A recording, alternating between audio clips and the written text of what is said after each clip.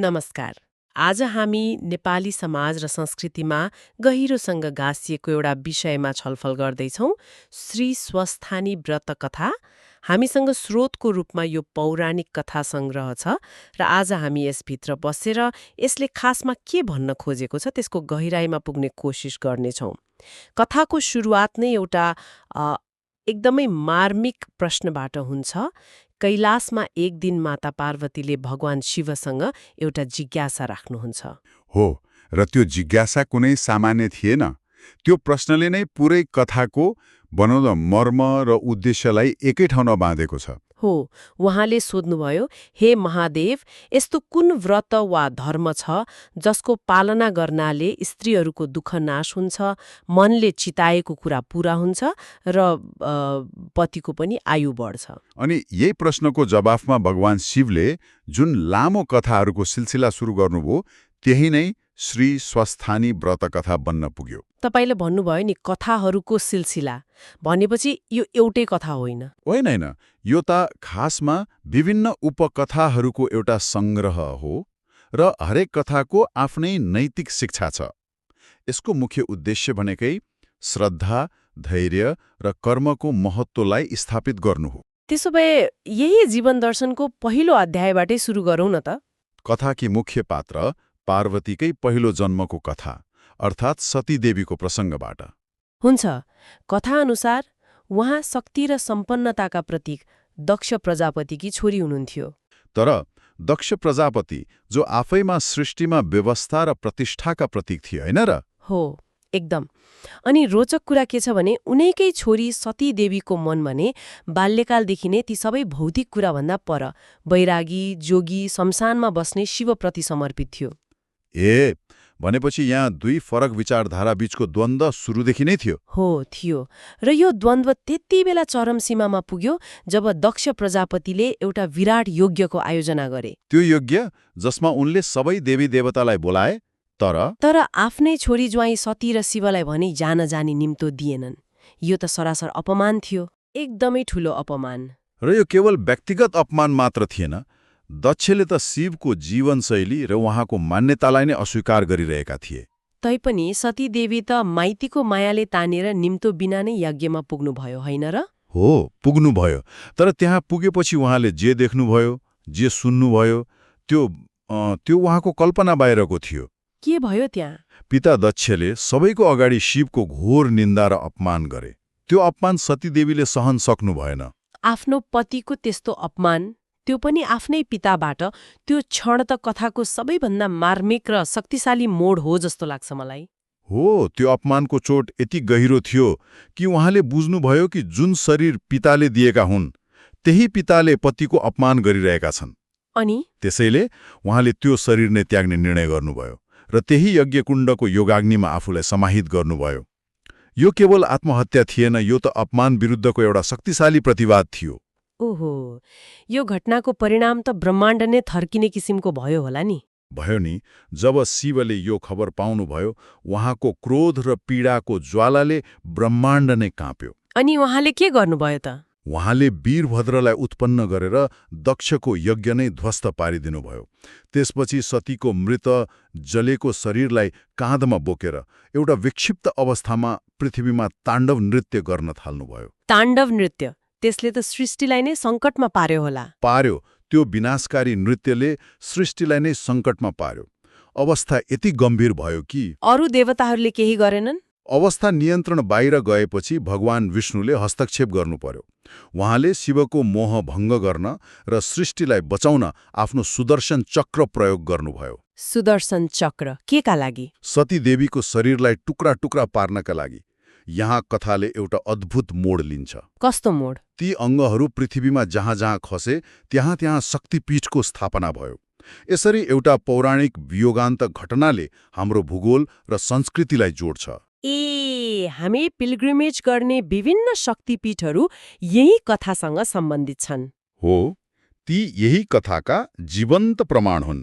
सती देवीको त्यो अन्त्य त कथाको सबैभन्दा अध्यारो मोड थियो होला, तर कथा त्यहाँ रोकिएन, होइन र? रोकिएन, बिल्कुल रोकिएन। यहीबाट त आशाको नयाँ अध्याय, पार्वतीको पुनर्जन्मको कथा सुरु हुन्छ। भनेपछि सतीदेवीले नै फेरि जन्म लिनुभयो। हो, सतीदेवीले नै पर्वतराज हिमालय र रानी मेनकाकी छोरी पार्वतीको रूपमा पुनर्जन्म लिनुभयो। अनि यस जन्ममा पनि उहाँको लक्ष्य शिवलाई नै पाउनु थियो। हो, एकमात्र लक्ष्य शिवलाई पति पाउनु नै थियो। तर यस पटक चुनौती अझै ठूलो थियो। किन? के थियो चुनौती? शिव सतीको वियोगमा सबै कुरा त्यागेर गहिरो अभेद्य ध्यानमा लीन हुनुहुन्थ्यो। एउटा साधारण युवतीले त्यस्तो शक्तिशाली वैराग्यमा डुबेको देवताको ध्यान भङ्ग गराएर उहाँको मन जित्नु, यो त लगभग असम्भव जस्तो सुनिन्छ। असम्भव नै थियो। त्यसैले उहाँले शक्तिको होइन, भक्तिको बाटो रोज्नुभयो। भक्तिको बाटो? हो, उहाँले कठोरभन्दा कठोर तपस्या सुरु गर्नुभयो। यो तपस्याको वर्णनले नै श्री स्वस्थानी व्रतको मूल मर्मलाई दर्शाउँछ। कस्तो थियो त उहाँको तपस्या? यो केवल भोकै बस्नु मात्रै त थिएन होला? थिएन। यो त आफ्नो इन्द्रियहरूमाथि विजय प्राप्त गर्नु थियो, मनलाई एकाग्र गर्नु थियो। उहाँले सुरुमा फलफूल मात्र खाएर, त्यसपछि पात मात्र खाएर र अन्त्यमा हावा मात्र पिएर तपस्या गर्नुभयो। ओहो! जाडो, गर्मी, वर्षा केहीको प्रभाव नगरी हजारौं वर्षसम्म ध्यानमा बस्नुभयो। उहाँको यही अटल श्रद्धा, धैर्य र सङ्कल्प नै स्वस्थानी व्रतको सार हो।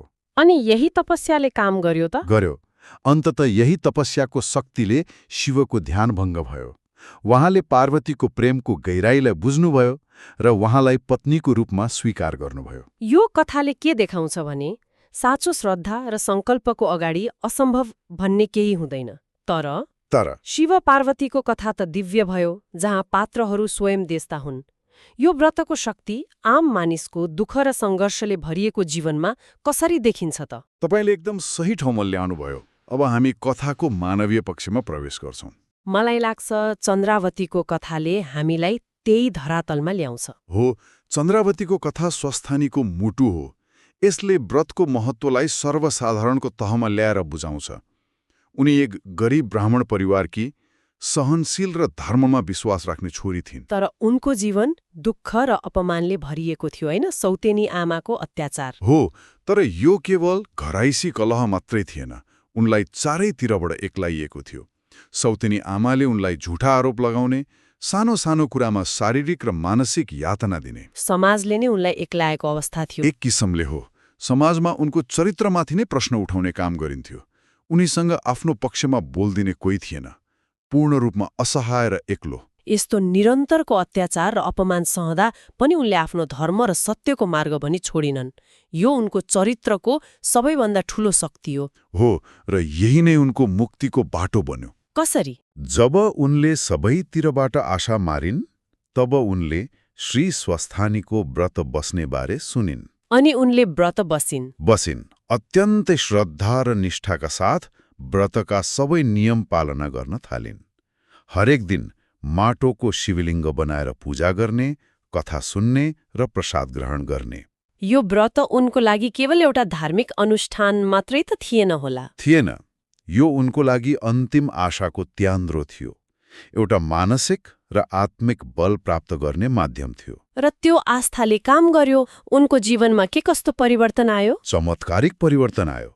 स्वस्थानी वाताको कृपाले उनको जीवन पूरै बदलियो। साँच्चै के भयो? कथामा भनिएको छ, उनका सबै दुःखहरू समाप्त भए। उनलाई अन्याय गर्ने सौतेनी आमा र अरूले आफ्नो कर्मको फल पाए। उनीहरूले दण्ड भोगे।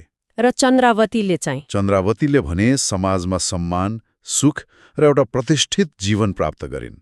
उनको विवाह एउटा योग्य राजासँग भयो। यो कथाले त एउटा निकै शक्तिशाली सन्देश दिन्छ। यसले भन्छ कि तपाईँ जतिसुकै कमजोर र असहाय अवस्थामा भए पनि यदि तपाईको मनमा शुद्धता र आस्था छ भने तपाईँ आफ्नो भाग्य बदल्न सक्नुहुन्छ। बिल्कुल। चन्द्रावतीको कथाले प्रमाणित गर्छ कि यो व्रतको फल केवल देवी देवता वा शक्तिशालीहरूले मात्र होइन, एक साधारण दुःख पाएको व्यक्तिले पनि आफ्नो श्रद्धा र सत्कर्मको बलमा प्राप्त गर्न सक्छ। यो आशाको कथा हो। स्वस्थानी कथामा चन्द्रावती जस्ता अन्य धेरै पात्रहरूको कथा पनि छ, जस्तै गोमा ब्राह्मणी, नवराज राजा। यो सबै कथाहरूलाई एकै ठाउँमा ल्याएर हेर्दा एउटा साझा ढाँचा देखिन्छ जस्तो लाग्छ। हो, सबै कथाहरूको धागो एउटै मूल सिद्धान्तमा गएर जोडिएको छ। के हो त्यो सिद्धान्त? कथामा बारम्बार के देखिएको छ भने जसले अहङ्कार गर्छ उसको पतन निश्चित छ, जस्तो दक्ष प्रजापतिको भयो। अनि जसले लोभ गर्छ उसले दुःख पाउँछ, तर जसले धर्मको मार्गमा हिँडेर धैर्य गर्छ उसले अन्ततः सुख र सफलता पाउँछ, जस्तो चन्द्रावतीले पाइन्। भनेपछि यो कर्मफलको सिद्धान्तमा आधारित छ। हो, कर्मफलको सिद्धान्त त छँदैछ, तर स्वस्थानीको कथाले कर्मफललाई अलि फरक र रोचक तरिकाले देखाउँछ। कसरी? यहाँ फल तुरुन्तै र नाटकीय रूपमा मिल्छ। दक्ष प्रजापतिको अहङ्कारले तुरुन्तै यज्ञ नाश गरायो, चन्द्रावतीको श्रद्धाले तुरुन्तै उनको जीवन बदल्यो। यसले कर्मको परिणाम कुनै अर्को जन्ममा होइन, यही जीवनमा र छिट्टै पनि भोगिन्छ भन्ने सन्देश दिन्छ। हो, र यसले मानिसलाई आफ्नो कर्मप्रति बढी सचेत र जिम्मेवार बनाउँछ। कथामा चरित्र शुद्धि भन्ने कुरामा पनि निकै जोड दिएको छ। स्वस्थानी व्रत केवल उपवास बस्ने प्रक्रिया मात्र होइन भनिन्छ नि, यसको अर्थ के हो त? यो निकै महत्त्वपूर्ण प्रश्न हो। चरित्र शुद्धि भनेको व्रत बस्दा केवल शारीरिक रूपमा भोकै बस्ने होइन, मन, वचन र कर्म तीनै कुराले शुद्ध हुनु हो। मन, वचन र कर्म? हो, मनमा कसैप्रति रिस, राग, ईर्ष्या नराख्नु, मुखबाट झुटो भनेर राम्रो नबोल्नु र आफ्नो व्यवहारले कसैलाई दुःख नदिनु, यो एक किसिमको आत्मअनुशासन हो। भनेपछि स्वस्थानी व्रतले 1 महिनासम्म यही अनुशासनको अभ्यास गराउँछ? हो, यसले सिकाउने मुख्य कुरा नै सत्यको सधैँ जित हुन्छ र नारीको श्रद्धा, सङ्कल्प र सहनशीलतामा अपार शक्ति हुन्छ भन्ने हो। अब हामी लगभग अन्त्यतिर आइपुगेका छौं। कथाको अन्त्यमा भगवान शिवले पार्वतीलाई यो व्रतको फल के हुन्छ भनेर बताउनु भएको छ। त्यसलाई पनि एकपटक सारमा हेरौँ न। हो, यो व्रतको फलश्रुति वा महात्म्य कथाको सबैभन्दा महत्त्वपूर्ण भाग हो। यसले मानिसहरूलाई व्रत बस्न र कथा सुन्न प्रेरित गर्छ, उनीहरूलाई एउटा आशा र विश्वास दिन्छ। कथाको अन्त्यमा शिवले भन्नुहुन्छ, जो भक्तजनले माघ महिनाभरि श्रद्धापूर्वक स्वस्थानीको कथा सुन्छन्, नियममा बस्छन् र संयम धर्मको पालना गर्छन्, उनीहरूले विशेष फल प्राप्त गर्छन्। हो, र त्यो फल के हो भने उनीहरूको रोग व्याधि नाश हुन्छ, परिवारमा सुख शान्ति छाउँछ र मनले चिताएको मनोकामना पूर्ण हुन्छ। यसरी समग्रमा हेर्दा त श्री स्वस्थानी व्रतकथा केवल एक धार्मिक कथा सङ्ग्रह मात्र रहेन। यो त जीवनलाई कसरी जिउने भनेर सिकाउने एउटा मार्गदर्शक नै हो। यसले हामीलाई श्रद्धा, सहनशीलता, नारी शक्तिको सम्मान र कर्मफल जस्ता शाश्वत मानवीय मूल्यहरूको शिक्षा दिन्छ। र यसको गहिरो सन्देश के हो भने जीवनमा जस्तो सुकै चुनौती र कठिनाई आए पनि यदि हाम्रो मनमा आस्था र कर्ममा शुद्धता छ भने हामी अवश्य सफल हुन्छौँ। साँच्चै यसको सन्देश समयभन्दा पर र निकै गहिरो रहेछ। हाम्रो आजको यो कुराकानीले यसका विभिन्न पत्रहरूलाई उप्क्याउन मद्दत गर्यो। हो, र यही सन्दर्भमा श्रोताहरूलाई सोच्नको लागि एउटा प्रश्न छोडेर जाउँ न त। हुन्छ। यो कथाले व्रतलाई केवल एक धार्मिक अनुष्ठानको रूपमा मात्र हेर्दैन, बरु संयम र श्रद्धा जस्ता गुणहरू मार्फत चरित्र निर्माण गर्ने एक शक्तिशाली माध्यमको रूपमा प्रस्तुत गर्दछ। अब प्रश्न उठ्छ, आजको यो आधुनिक, व्यस्त र तत्काल परिणाम खोज्ने जीवनमा यही जीवनमा यी पुराना मूल्यहरूको सान्दर्भिकता के होला? धैर्य, संयम र श्रद्धा जस्ता गुणहरूले हाम्रो व्यक्तिगत र व्यावसायिक जीवनमा कस्तो सकारात्मक प्रभाव पार्न सक्छ? यो एउटा विचारणीय प्रश्न हो।